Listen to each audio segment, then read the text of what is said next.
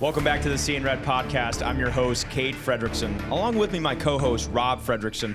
9 years in the NFL, 4 years with the Arizona Cardinals. And behind the lens is our producer, Stone Fredrickson. Guys, if you're not already subscribed to the YouTube channel, Cade and Red podcast, please do so. It's absolutely for free. Over 37.6%, this is Dad's statistics, not mine, so don't look at him, look at me, are not subscribed when you guys watch our videos. That's a little bit of an issue. So guess what? Hit that subscribe button, click the like, and click those bells for more notifications so you guys don't miss out on any content that we provide to you guys.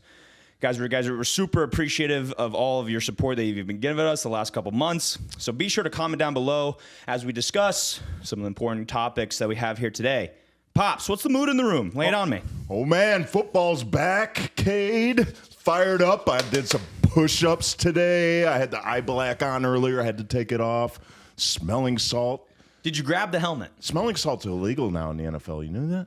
It's trash. You know they still have them. They stick them in the socks. Smelling salt was so good. But anyway. Did you grab the helmet? Did you almost grab it? Oh, I wanted to so bad. Football, guys. Football is finally here. I'm so excited. Hey, before we dive in to this Hall of Fame game and the Arizona Cardinals, a quick word about our sponsor, Desert King Windows, headquartered here in Phoenix for over 25 years, are family-owned and operated, the highest quality, energy-efficient doors and windows. For a free, no-pressure, in-home estimate, call Desert King Windows at 602-603-KING or visit them at desertkingwindows.com. And for an extra 5% off, mention the Seeing Red podcast. That's Desert King Windows. We knock out the weather. That was done. That was nicely done. Thank you. That was crisp. Straights, we got to address the elephant in the room. The Hall of Fame game versus the Carolina Panthers. Michael LeFleur's first official game behind on the headset. You know, you got Hackett up in the box. Great vibes overall I got from the team. I'll just say this, sitting on the couch, getting back into my groove, having my Cardinals lamp turned on for good luck. Didn't quite turn the way we wanted to, but that's okay. It's preseason, whatever.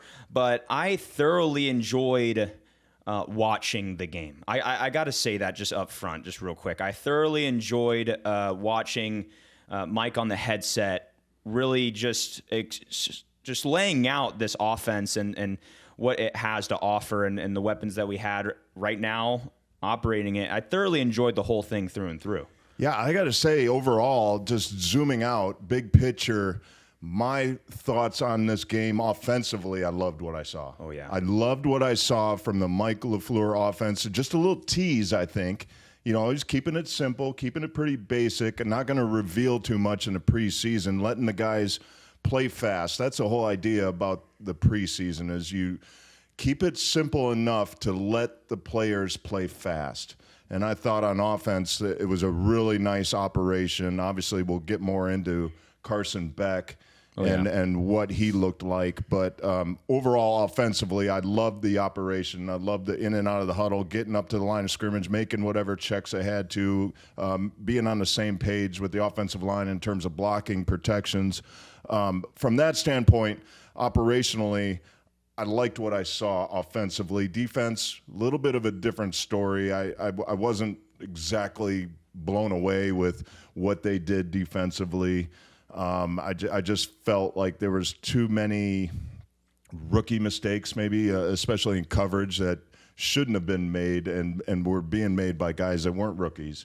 So that's something they got to clean up. Again, keeping all things in perspective, it's preseason, and they're going to make these corrections. They're going to get it fixed. But right at this stage for the game 0, I guess, week 0, the offense, to me, looked further ahead, further along than the defense. Well, and I got to say something real quick. I got to downshift it real quick. I absolutely thoroughly enjoyed watching the game with you. For all the viewers at home that don't know what it's like to watch an NFL game with a former NFL player, it's an experience that is truly magnificent. Okay, and let me explain why. It's not just let's watch the game, let's have some conversations. Oh, is food cooking? No. It is, everything is zoned in on this game. We're rewinding, taking notes. I mean, it is just phenomenal watching this guy work. I mean, and being a part of it too, it got me fired up to get involved with it. Hold on, let's rewind that. Let's see who actually, whoa. It was Jones that lost it on the coverage there. It wasn't actually the linebacker, or maybe it was the opposite. And we rewatched, I think, an offensive play, 3 or 4 times. And I didn't miss a beat. I loved it. You see different things every single time you rewind it. It's just speechless on how the viewing experience is. It got me fired up. Yeah, thank you. I imagine it's not fun to watch games with me if you just want to watch the game. Right. Like, most people just follow the ball, and the quarterback has it. Now he throws it to the receiver. Okay, I followed that. Yeah. That's all I saw. Next play. Incomplete. Okay, whatever. I'm a weirdo, I guess. I really like to focus in on the offensive line usually, and the defensive line when I'm watching the defense, and rewind it and watch each player and grade each player. But didn't do all of that grading for this first preseason game because a lot of these guys that are playing probably won't see the field during the regular season as much. You never know. Offensive line and defensive backs, there's a lot of injuries, so some of these guys will see some action. But some good things, I think, overall. Some really good things I saw. If we want to dig into it right now. Start with the offense. Yeah, offensively, let's just talk about the offensive line since we kind of brought it up. I really liked the Michael LeFleur offense. I liked the zone blocking, the outside zone runs, the cutbacks. Everything was in sync, and the play action that came off of it, the bootlegs, everything was just kind of keeping the Carolina Panthers defense off kilter a little bit. And, just looking at the offensive line that was out there playing, John Gaines was playing center, Chase Pasantis was playing right guard, and Josh Fryer was playing a lot on that right side at tackle. They were getting some push off the ball. That right side was they were really doing a good job. It was fun to watch because, I think the last week or so in training camp, people have been not down on Chase Pasantis, but they've been really high on Isaiah Adams, and rightfully so. He's had a really good training camp thus far, but Chase Pasantis is going to be an excellent football player in this league, and for the Arizona Cardinals, he just needs some reps. He just needs some game time, and we saw it in the Hall of Fame game, and Chase Pasantis looked really good, in my opinion. So that was fun to watch. I thought the offensive line did really well and afforded Carson Beck some time to make some throws and really opened up some holes for Bam Knight. I was just about to bring up Bam Knight because Bam Knight looked exactly how I envisioned he was going to look, and I got to give a lot of that credit to that right side of the line. I mean, gave Bam every opportunity to get the yardages that he did, and it was fun to watch. And I got to say real quick, just overall on the offense, and I hope this is a repeating thing for the LeFleur system, I just noticed the entire offense in its entirety was very, very confident, very prepared. It felt like they knew exactly what they were going to do, when they were going to do it, and how they're going to do it. And I really hope this is a thing no matter what the opponent is, right? I don't care if it's a deep playoff Ram team or if it's another preseason game versus the Raiders or whatever it is, but I thoroughly enjoyed how this offense, that this offense produced just when they step up to the line of scrimmage. Yeah, well, Michael LeFleur wants to run the football. That's no mistake about it. He's made that very, very well known.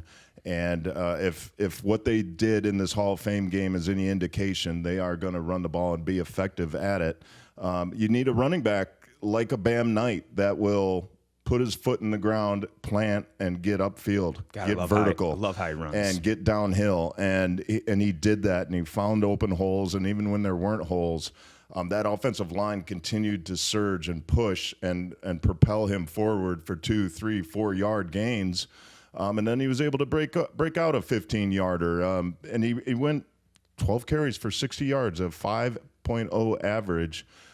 Every time Bam Knight gets the ball, good things tend to happen. I didn't love the fumble. Obviously, that's something we can't have. Yeah, he was able to recover it, but really good start for the running game for both the offensive line and Bam Knight. But I think what we really we don't want to bury the lead here. What we really need to talk about is, in my estimation, the star of the evening, and that was Carson Beck. No doubt. Carson Beck proved exactly what I said in the previous episode is I want to see the field general. I want to see the guy open hands. I want to see him making the checks. I want to see this guy trusting his read, throwing the confident pass, and he did all those things. And he did all those things with 100% effort, which I love to see. Now you can go ahead and say it's preseason when they're playing against third strings. You can go ahead and say all this stuff. But that's what he's playing in front of right now. That's what the sample size we have right now. And if that's what he's going to produce with what we're going up against right now, I love it. Yeah, the critics will say, yeah, he's playing against scrubs, playing against backup guys that'll never see the field. So what? It's more about the operation of it. It's more about going through the process, going through the reads, making checks at the line of scrimmage, having a handle, having control of the huddle, getting the call, getting the guys in and out of the huddle. The whole process of it, the whole operation, to me, looked like the game wasn't too big for Carson Beck. The moment wasn't too big for Carson Beck. He just, to me, looked like he did at University of Miami or Georgia. He just looked like he'd been there before. Like this wasn't his first game. And it was 15 for 19. I really think maybe one pass was off target, and that was on purpose. He was basically throwing it in the ground because it was a bootleg, and the defender did a good job of reading it and getting in his face. Beyond that, you had a couple drops, but Carson Beck, he's 15 for 19, 188 yards, a touchdown, 125.4 QB quarterback rating.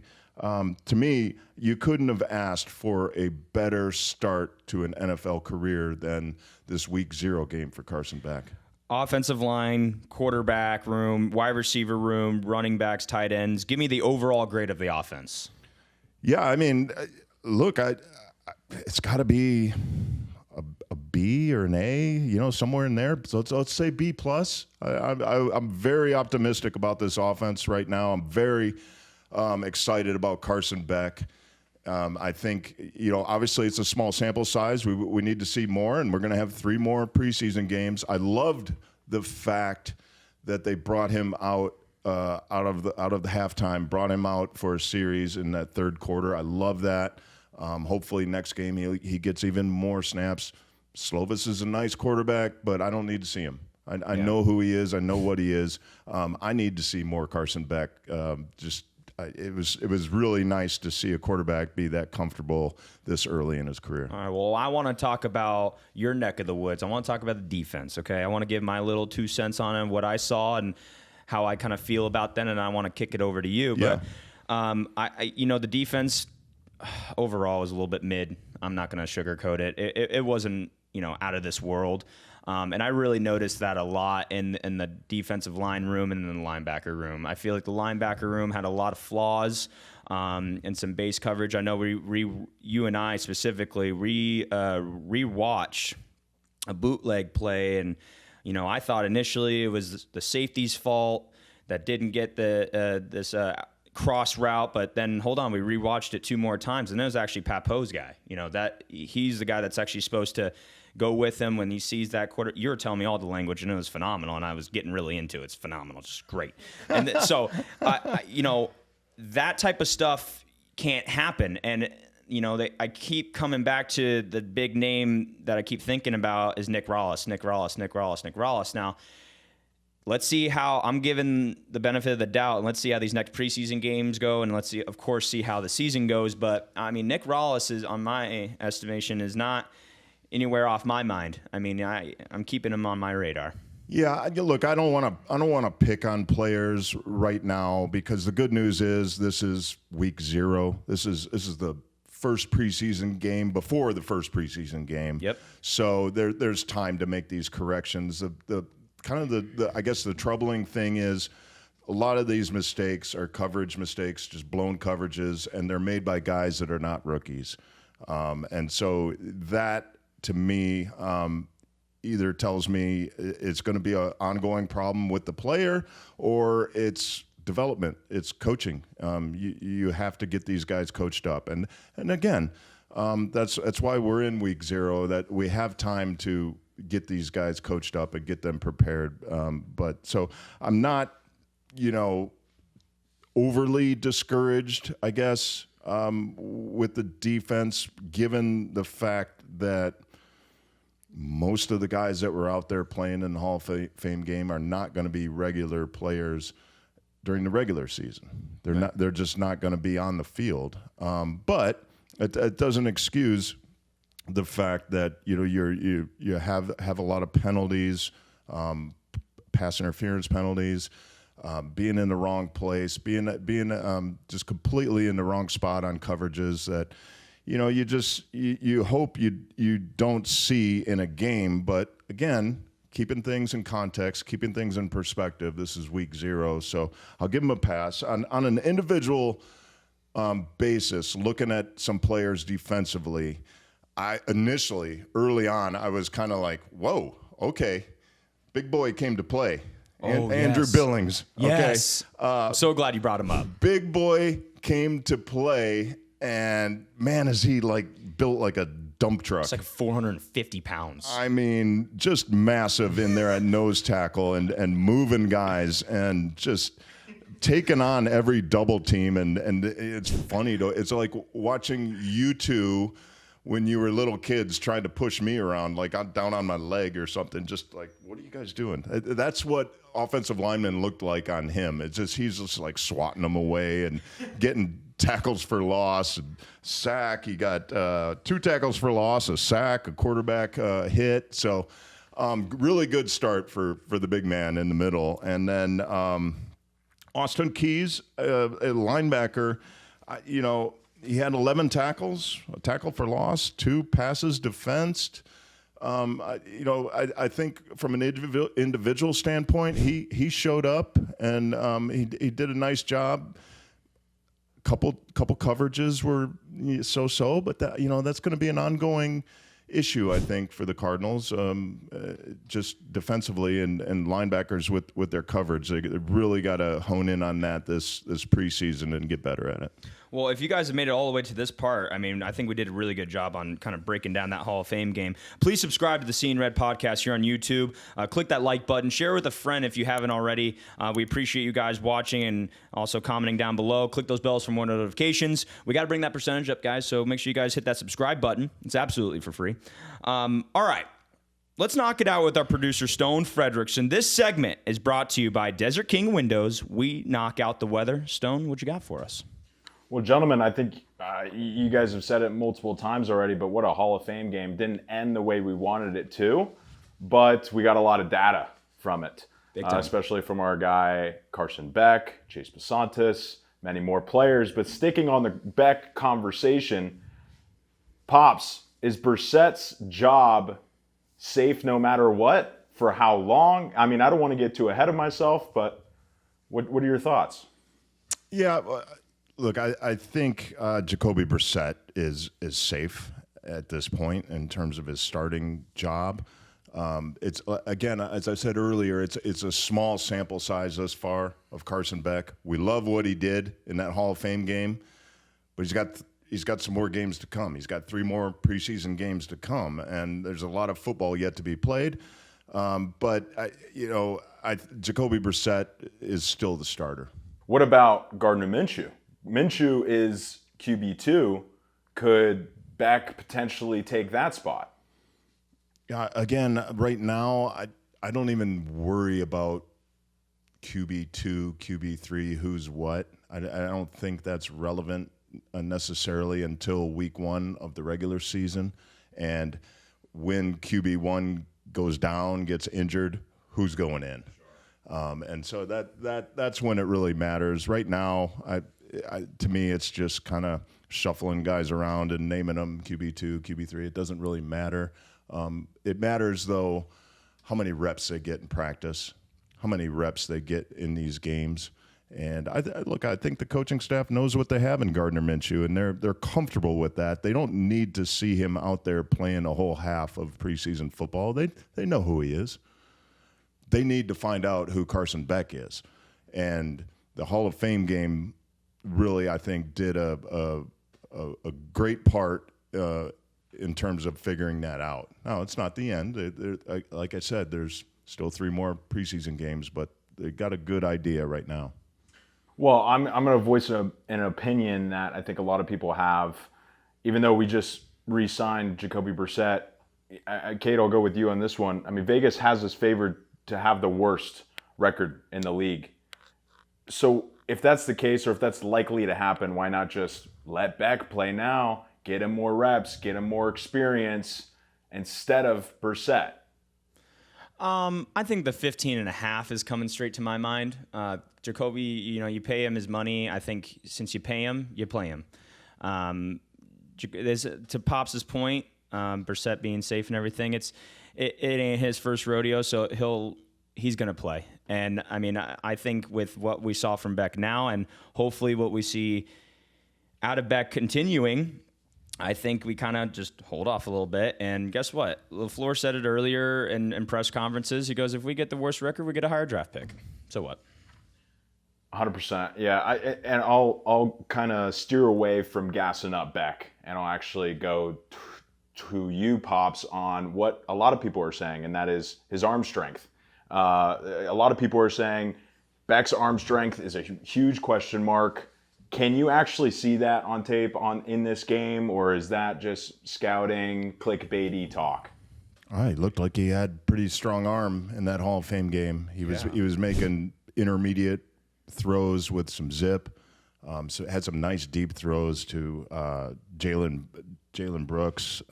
So I think his arm talent is sufficient enough to be successful in the NFL. Not the strongest arm in the world, okay? Doesn't have a Jeff George arm, doesn't have a Michael Vick arm. Or Josh Allen arm, but he's got what it takes, what he needs to deliver the ball, and he's delivering it on time. That's a big key. Yes. If you throw the ball on time without hitching, without pumping, you're gonna have a little extra time to get it in there, and so I'm satisfied with his arm strength at this point. One last question, Cade and Pops. When you look at our second round draft pick, Chase Bisontis, when you look at an O lineman, because not many people, like you said, Pops, are watching an O lineman when they watch a football game. When you look at Chase Bisontis, like what exactly are you looking for? Because there aren't really any stats, so to speak. I mean, I guess there are, but like not on the actual stat page for O linemen. So what are you kind of looking at in a preseason game like this? Feet and hands. That's mainly it. What are his feet like after the snap? What's his first step? Is he gaining ground? If it's a run play, is he taking the right angles? Hand placement? All of those things. Just his body leverage, his angle. Is he playing high? Is he bending at the waist? Different things that guys can do when they're presented with a force opposite of them. You get an idea for how good they are and how well they handle that position. And so far I like what I see from Chase Bisontis. In addition to that, and this is me just coming from the coach's perspective, I look at 3 things that he carried on very well for himself. That's violence, that's aggression, and that's finishing, right? It's finishing every single play, and it's giving that effort that we're just licking our chops watching tape on. I mean, this guy is meeting the aggressor with violence, and I absolutely I crave that. I absolutely crave it. He's not the only one. Look, we've been kind of highlighting him and talking about him, but across the line in that Hall of Fame game, I liked the edge that the O-line played with. And maybe it's in part due to the blocking scheme. It's not so much man blocking scheme. It's more of a zone blocking scheme. So it allows those guys to really get ahead of steam in the direction that they're going and create some cutback seams for the running backs. So I like that. I like that momentum that the offensive line played with, and it kind of gave them an edge, I think. Well, it's time for temp check, Pops. It's temp check up in here. Who's on the hot seat after week 1 preseason game, week 0? Yeah, that's a tough question because it's week 0. It's it's a first preseason game, and you expect there's going to be a certain amount of rust. I'd say individually, I might say a guy like Trey Benson. I really like what Bam Knight continues to do, and if we're talking about who's going to be that RB3, a guy like Trey Benson, maybe dare I even say James Conner. I don't know. One of those guys might be prime for a trade at some point. I don't know. I do think they have value. So, but I really like what Bam Knight continues to do every time he has the opportunity. I don't know. What about you? Who do you think's on the hot seat? Well, and it's not a player. It's not a position group. It's going to be the coaching staff of the defense. It's going to be like that until proven otherwise. This defense can't stop leaving my brain. And I know we weren't playing guys that most likely won't be on the team or starters or whatnot, but, even you have guys playing in the NFL, preseason game or not, and they're making mistakes that, in your words specifically off air, football one-on-one things, if those can't be corrected, that's on the coaching staff. We got to get that ironed out. So the coaching staff in its entirety on the defensive side, they're on the hot seat for me. Yeah, well, that's fair. And look, we're talking about the hot seat. We're talking about temp check. Hey, it's hot outside. And if your electricity bill looks like a second mortgage, it might be because of your outdated windows and doors. They're inefficient. Well, if you need some help, call our friends at Desert King Windows for a free, no-pressure in-home estimate.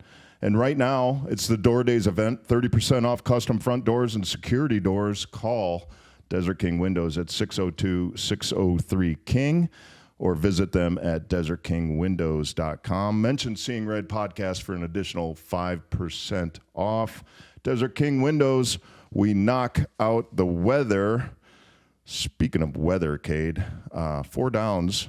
I'd like to know from you whether or not you saw enough out of Carson Beck in the Hall of Fame game.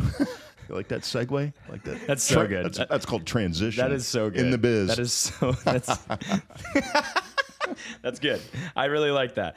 I did see enough. I absolutely did. To Stone's point about the haters of Beck can't, about the arm talent, him throwing the deep balls to Brooks and making those zinging passes, making the checks on the line of scrimmage and having the confidence to do so. And just the confidence I got from him. Everything that I predicted happened, and it felt so good to see it happen in this first game. It's a big fat yes for me. How about you? Okay, well, I agree with you, but I'm going to play devil's advocate. Do it. Very vanilla defense at this stage of the game. Fair. Playing against a lot of guys that are either going to play special teams or they're going to be cut. So, it's not a true test yet. But I do like what I see from Carson Beck, and I haven't seen enough to erase any doubts. I need to see more, though. Okay. Well, what position battle do you think is settled right now, if there is one? I was gonna say before the Hall of Fame game, I was gonna say that right guard position was settled.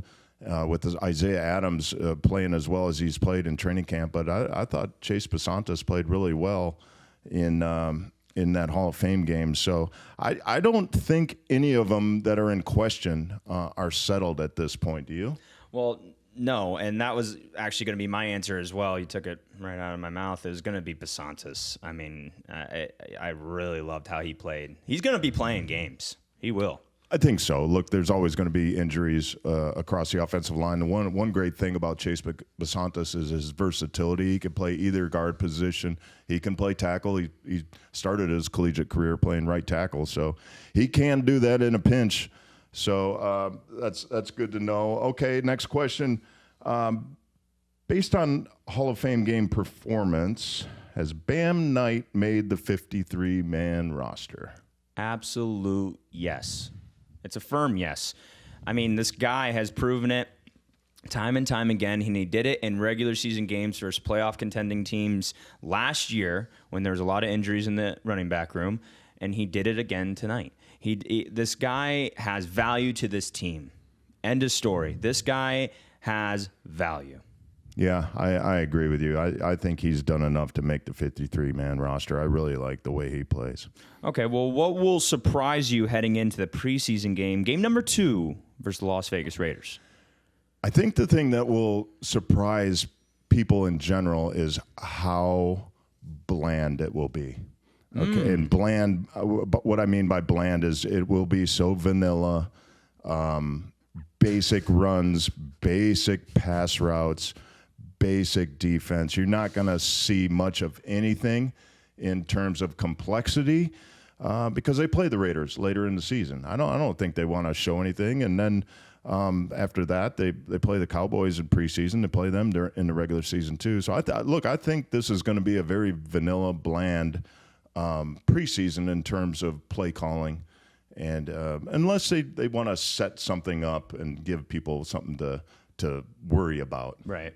I think what would surprise me looking at this game is, back again, I'm maybe beating a dead horse here, but seeing the defense improve, seeing the defense kind of get their things back on track.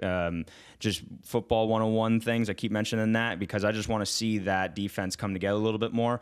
I just want a football team that has the potential of having a top 5 defense. That to me would, I would sleep so well at night if I knew our defensive coordinator, we had the best linebacker coach, and everything chimed with third stringers or starters. Yeah, and I think what else would surprise me in the second preseason game for the Cardinals against the Raiders coming up would be if Carson Beck struggled. I just don't envision him struggling. He might throw an interception or something. Those things might happen, but I don't see him overall struggling. Just the way he carries himself, the way he gets guys in and out of the huddle and controls the entire operation of things. He looks like it's his third year in the league, and he's only played one preseason game. Well, if you guys made it all the way to the end of this episode, we appreciate you guys watching. If you're not already subscribed to the Seeing Red podcast, please do so. It's absolutely for free. I keep mentioning free. We love free. I love free. You love free. Over 68% of you guys watching our videos are not subscribed. Let's change that right now. That's a true statistic. I just looked it up. Make sure you subscribe. Like the video, share with a friend, click those bells for more notifications so you guys don't miss out on any content that we provide, and we'll see you in the next one. Thank you.